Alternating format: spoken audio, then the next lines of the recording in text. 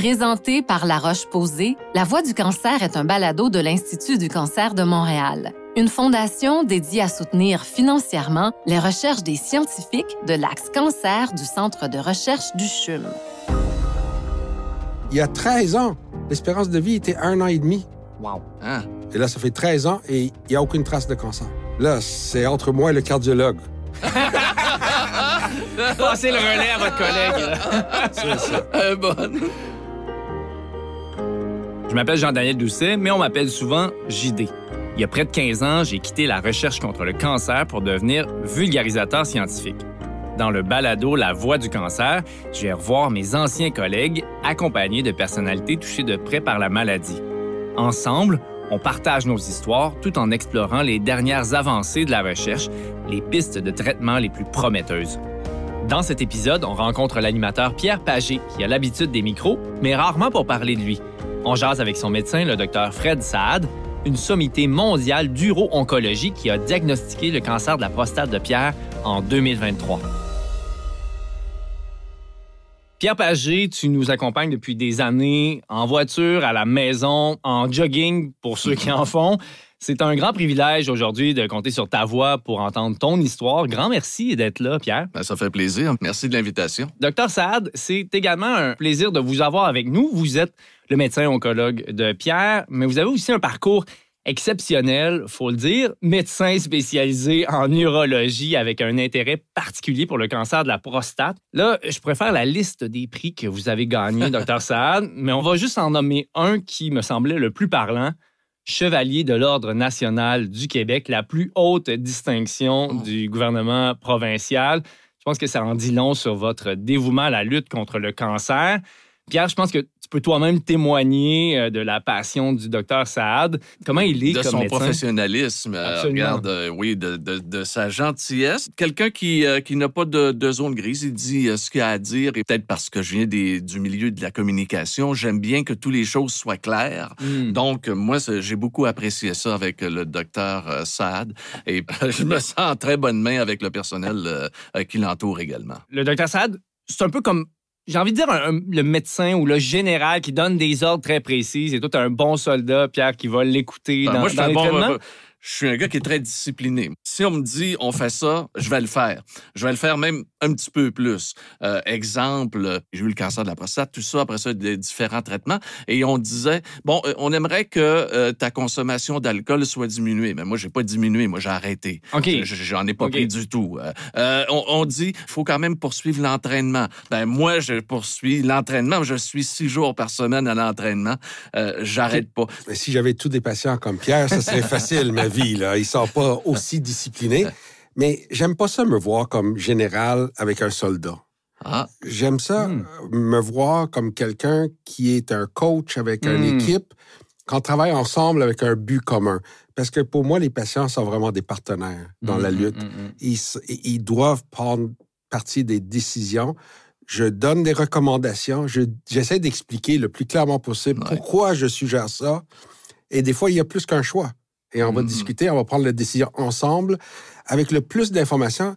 Et c'est là que les patients, quand ils participent vraiment, vont être fidèles à la décision qu'on a prise ensemble. Finalement, on est plus proche du sport que de l'armée. Absolument, oui, mais c'est un exemple comme ça. Mais coach de hockey, ça me va très, très bien. Voilà.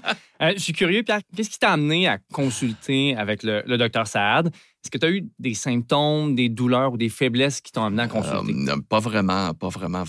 Quand on dit souvent que ce cancer-là est un cancer silencieux, là. Exemple, bon, la nuit, j'allais plus souvent à la salle de bain, mais des douleurs, j'en ai pas eu du tout. Mais j'allais à la nuit, là, c'était rendu 4 fois, 5 fois par nuit. Mais là, je disais, bon, ben, je vieillis. C'est normal d'aller plus souvent à la toilette, tout ça. Ouais. Et puis, à un moment donné, ma blonde me dit, bon, ben, elle dit, c'est ton examen, là, puis elle dit, tu rencontres ton nouveau médecin, mon généraliste. Et c'est là qu'au toucher rectal dit, bon, il semble y avoir quelque chose. Nous allons donc faire une prise de sang pour aller vérifier le tout. Et c'est là que ça s'est passé. Bon, ben, mon taux de comment on appelle ça? Donc, de PSA. De PSA. APS en français, qui est l'antigène prostatique Spécifique. De la prostate. De la prostate. C'est pour ça qu'il y a un chevauchement entre l'hypertrophie bénigne et le cancer. Alors, il n'y a pas de zone noir et blanc. L'antigène prostatique spécifique, APS de son petit nom ou PSA en anglais, c'est une protéine produite normalement par la prostate. Ça liquéfie le sperme après l'éjaculation pour permettre aux spermatozoïdes de nager librement. Chez un homme en santé, on trouve aussi un peu d'APS dans le sang. C'est normal. Mais plus il y a de cellules dans une prostate, plus on produit d'APS. Si des cellules du cancer de la prostate se multiplient, on trouve donc souvent plus d'APS dans le sang. Souvent, mais pas tout le temps.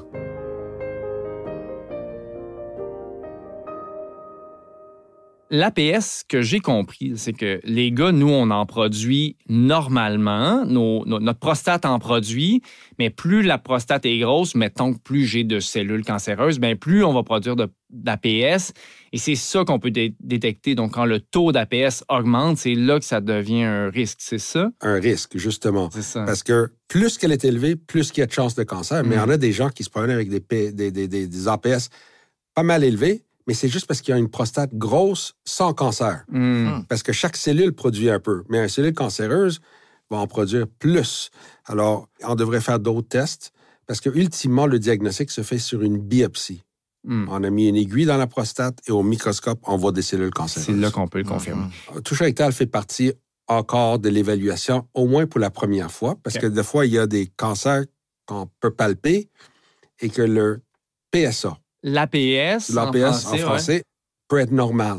Alors, c'est pour ça que le toucher rectal est encore important. Mais de nos jours, c'est le prise de sang qui nous permet de déterminer qu'un patient a des risques d'avoir un cancer. Donc, si je comprends bien, après quelques tests, il vient le verdict, évidemment.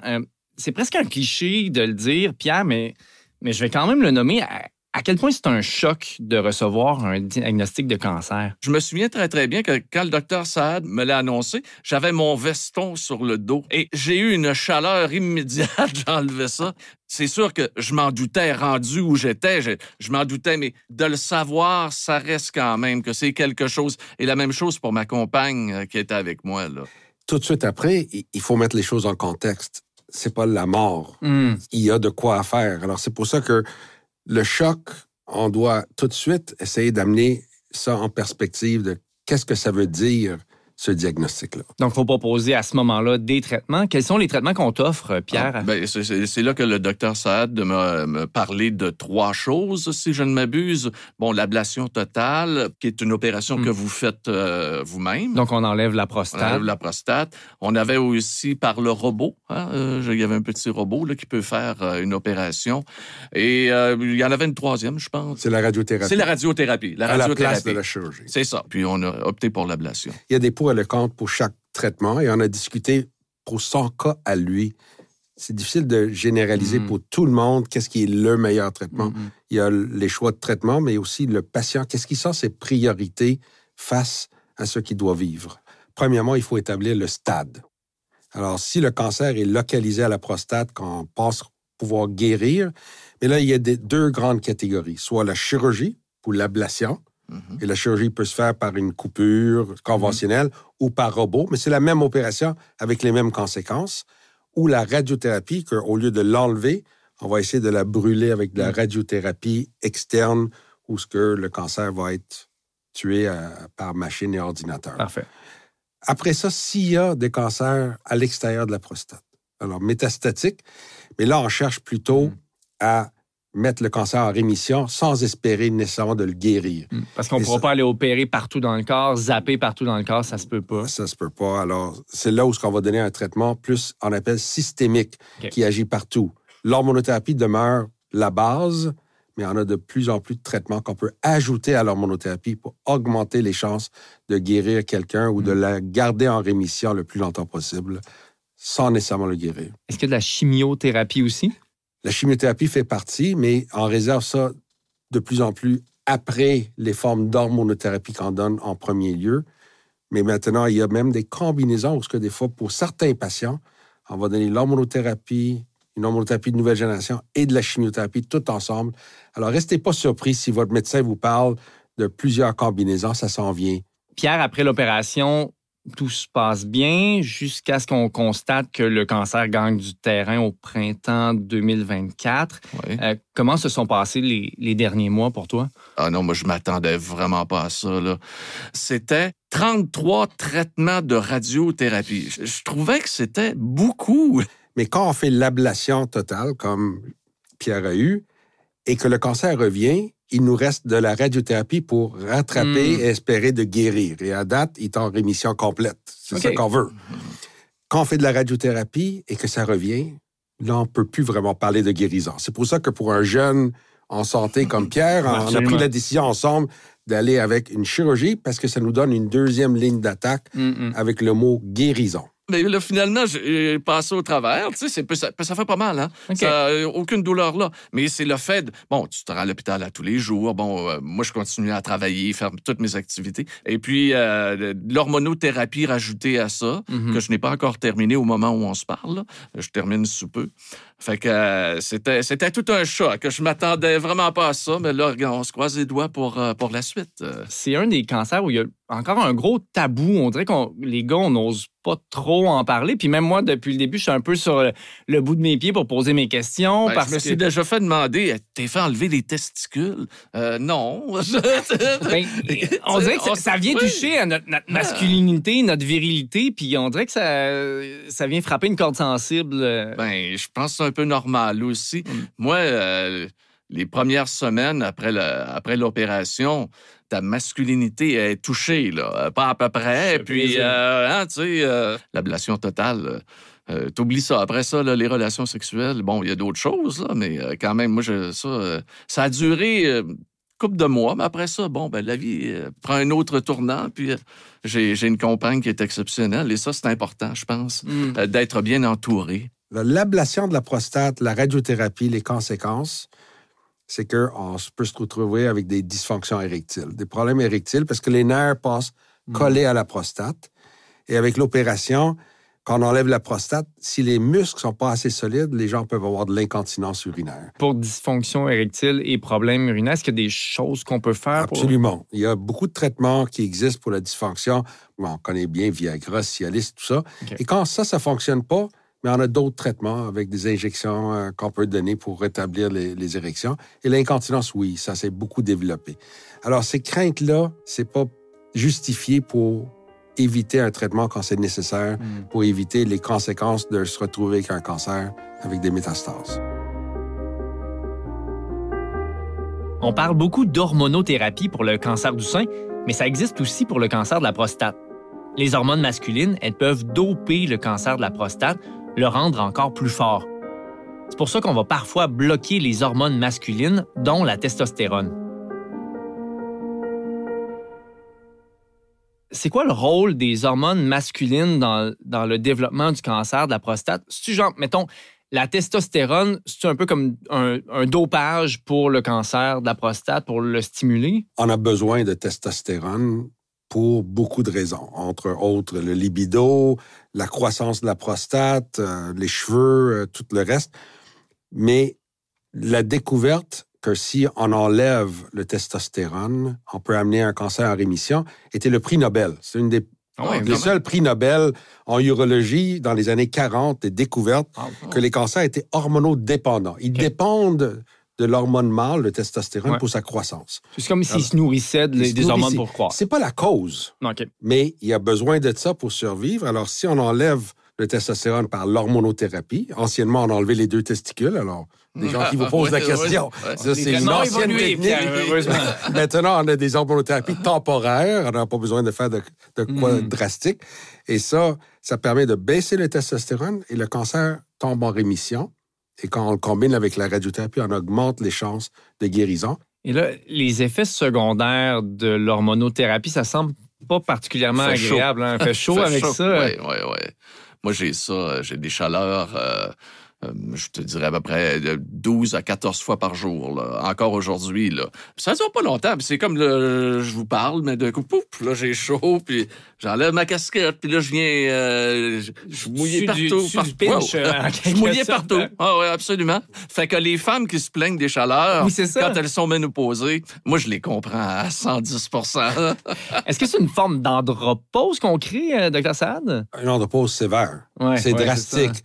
Alors, les bouffées de chaleur viennent du fait qu'on a drastiquement changé du jour au lendemain le niveau de testostérone. C'est pas une affaire graduelle comme l'andropause ou la ménopause. Alors, ça passe de normal à castré. Est-ce que l'homme est fait différemment à ce niveau-là de la femme? Est-ce que l'homme souffre plus à cause que c'est un homme, justement? Les hommes souffrent toujours plus. Ça, c'est normal. Alors, on est 3 gars aujourd'hui. Je pense qu'on peut confirmer. C'est pas uniquement la grippe, là. Non. Mais ça, c'est une des plaintes les plus fréquentes. L'autre plainte que Pierre maîtrise très bien, c'est la fatigue. Parce que le testostérone... Tu sais, ceux qui veulent se faire, ils se prennent des testostérones en supplément. Ça donne de l'énergie, en quelque sorte. Donne de l'énergie, donne des muscles et tout.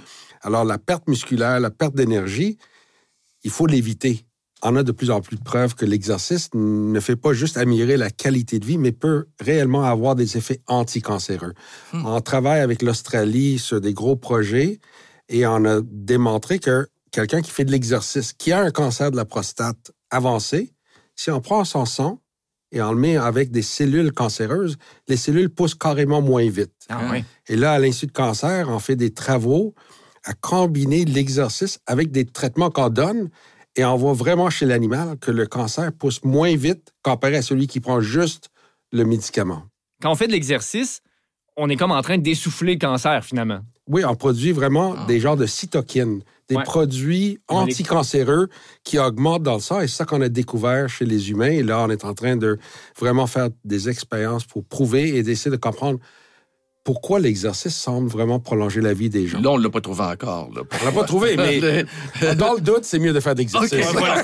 Arrête-moi pas. Arrête pas ton sport. Oh non, j'arrête pas.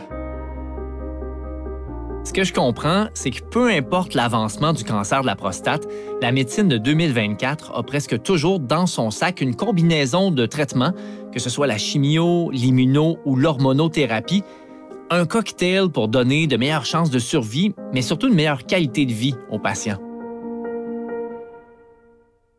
Ben, qu'est-ce qu'il y a comme nouveauté, là? Parce que je sais que dans le domaine cardiaque, il y a des développements qui se font de manière extraordinaire. Hallucinant. Parce que je suis pris du cœur aussi. Ah bon, ben voilà.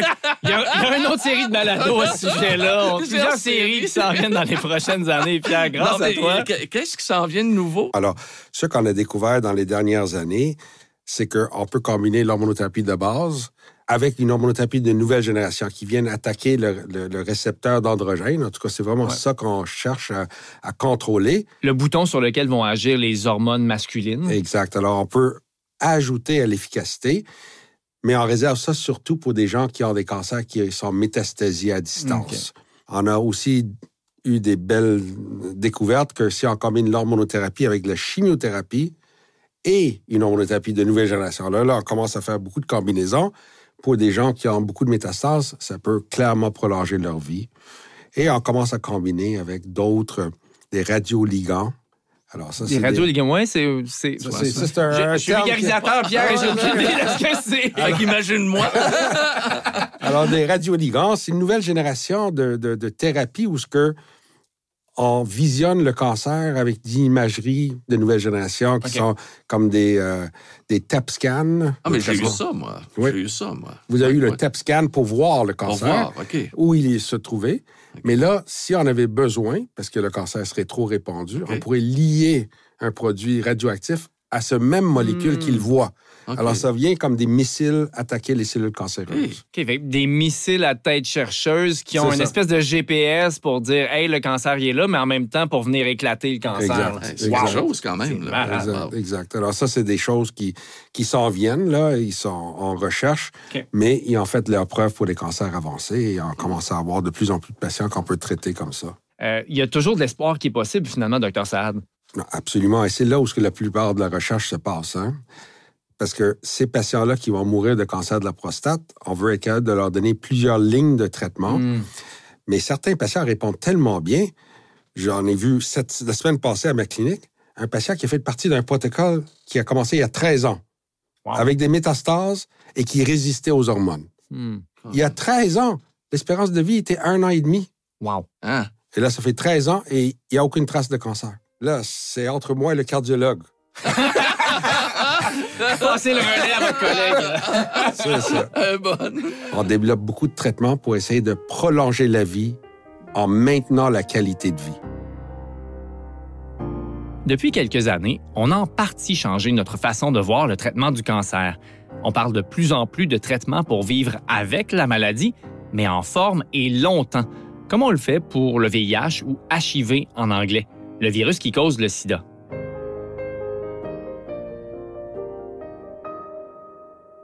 On n'a pas guéri un HIV au monde. Mais c'est une maladie qui était mortelle quand j'étais étudiant. Ah oui. Maintenant, on vit avec l'HIV. On a rendu une maladie mortelle en maladie chronique. C'est ça notre objectif en cancer. Avant, on avait juste la chimio qui pouvait prolonger et ça prolongeait de façon modérée. C'est encore très utile, mais on a transformé la chimio en forme d'hormonothérapie. Pierre en prend une sorte qui est la base, mais on a des nouvelles générations si on a besoin. Alors vraiment, c'est des traitements avec lesquels les gens peuvent vivre très bien. Et il y a plusieurs autres. Il y a une autre chose qui m'a fasciné, moi, sur le cancer de la prostate, c'est le plus fréquent chez les hommes. 1 sur 7 d'entre nous va l'avoir au cours de sa vie. Puis c'est un des rares dont l'incidence a augmenté depuis la fin des années 80, augmenté de 30 %, ce qui n'est pas rien. Pourquoi ça a augmenté, le cancer de la prostate? Ben, c'est parce qu'il y a plus de tests, peut-être? Non, même pas. Bonne hypothèse. En partie, mais c'est principalement parce que les hommes vieillissent et vivent plus longtemps. Les maudits cardiologues gardent les gens en vie trop longtemps. Alors, avant 60 ans était vieux, 70 ans, c'était préhistorique. Maintenant, les hommes vivent 80, 85. Alors, le cancer augmente en proportion et le décès par cancer augmente parce que les hommes vivent de plus en plus longtemps. À quel moment on devrait consulter pour un possible cancer de la prostate, Dr. Saad? Alors ça prendrait un balado de plusieurs heures, OK? Parce qu'il y a beaucoup de controverses autour du dépistage du cancer de la prostate. Mais quelqu'un qui veut être proactif, voir s'il y a un cancer ou pas, on suggère de commencer vers l'âge de 50 ans ou même 40 ans si on a une histoire familiale ou si on a des facteurs de risque. D'ailleurs, c'est assez fréquent dans ta famille, Pierre, le cancer de la prostate. Oui, absolument. Je pense que le cas le plus célèbre a été mon cousin Jean Pagé. Journaliste sportif. Absolument. Puis j'en ai eu d'autres. J'ai eu mon père, j'ai eu mes 2 cousins à Chicoutimi, dont un à 40 ans. Ça, c'est du côté de ma mère. Okay. J'en ai du côté de mon père, mais j'en ai du côté de ma mère aussi. Donc, je suis assez bien entouré. J'étais pas au courant tant que ça, là, tu sais, là. 40 ans, c'est tôt. À quel point c'est héréditaire, le cancer de la prostate? C'est très familial. Alors, plus qu'on en a dans la famille, plus qu'on a de risques. Comme le cancer du sein, les chiffres sont identiques. Et les cancers du sein, quand une femme l'a, elle va le dire à ses filles et tout de suite, ils vont se prendre en main. La prostate, il y a encore un cheminement à faire. Les gens ne sont pas aussi sensibilisés. Et c'est pas juste du côté du père. Pierre l'illustre parfaitement. Et s'il y en a beaucoup de cancers du sein dans la famille, on a plus de chances de faire des cancers de la prostate. Mes deux sœurs ont le cancer du sein. C'est typique. Pierre, je pense que tu as un garçon dans la vingtaine. Oui, absolument. À quel point tu es inquiet pour lui par rapport à votre historique familial? Ben là, j'en ai glissé un mot. Là. J'étais un jeune homme de 27 ans. Oui, il pense peut-être à autre chose. Le cancer de la prostate. Là, au niveau de la prostate, c'est autre chose. D'autres usages, on imagine. Mais déjà, on le prévient quand même, là. Pour des familles comme ça, on devrait dépister pour aider aussi votre fils et les autres membres de la famille de savoir si on est porteur ou pas. La diète semble jouer un rôle. Alors, les pays avec beaucoup de gras animal semblent faire plus de cancer de la prostate et cancer du sein que les pays asiatiques. Okay. Mais le McDo est tellement prévalent en Chine et au Japon. C'est le cancer le plus en croissance actuellement. Ah, sérieux? Oui. À cause de leur changement d'habitude. De l'alimentation, wow. Les cheeseburgers doubles avec bacon, hein? Ça va être un Beyond Meat à la place, j'ai l'impression. D'ailleurs, est-ce que vous avez des recommandations, Dr. Saad, d'alimentation pour Pierre et d'autres patients? J'hésite de donner une recette, Mais ce qui résume le mieux, c'est que si c'est bon pour le cœur, c'est souvent bon pour la prostate. La fameuse recette méditerranée. Méditerranée, de réduire le gras animal, de rester actif, moins d'alcool. Ouais. Moins d'alcool en plus. Ça, c'est plate aussi. Là, ça, c'est plate. Je suis là-dedans. Là. Moins, j'ai pas dit 0. Là. Pourquoi? Genre, à partir de tel âge, les prises de sang ne sont pas obligatoires, là, mais à chaque fois que tu te présentes chez le médecin, tu peux demander ta prise de sang. Il y a des médecins qui disent non. Pourquoi? Mais c'est parce que c'est toute la controverse qu'on risque de trouver peut-être des cancers qui n'ont pas besoin d'être traités. Justement, on a fait des manifestations à Ottawa pour que les guides pour les médecins de famille changent. Parce qu'actuellement, les médecins de famille se font dire de ne pas dépister. Ils disent en fait des fois plus de tort, de stresser le monde et tout, et au bout de la ligne, mais on est capable de faire participer le patient. J'aime autant stresser pendant quelques semaines. Puis on partage la même opinion. J'ai été à Ottawa manifester au ministère. On était un consortium pour essayer de pousser qu'il y ait plus de dépistage. À l'Institut du cancer de Montréal et ailleurs dans le monde, on cherche dans le sang des patients des traces de cancer. Des indices pour le pister à partir d'une simple prise de sang. De quoi nous dire « Ouh, il y a un cancer de la prostate dans le coin ». On appelle ça des marqueurs moléculaires. Pour le cancer de la prostate, il y a l'APS. Mais l'APS n'est pas toujours super fiable et il donne peu d'informations sur l'avancement de la maladie.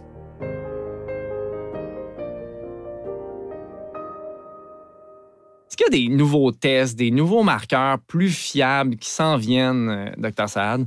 Regardez, il n'y en a pas encore plus fiables, mais ce qu'on ajoute à l'APS, parce que anciennement, on allait APS et tout de suite biopsie. Maintenant, quand on a des hésitations parce qu'il n'y a rien au toucher rectal et on se demande si on devrait faire une biopsie ou pas, on fait des résonances magnétiques. Alors ça, c'est une imagerie plus spécifique pour la prostate. Prendre une photo. Oui, mais...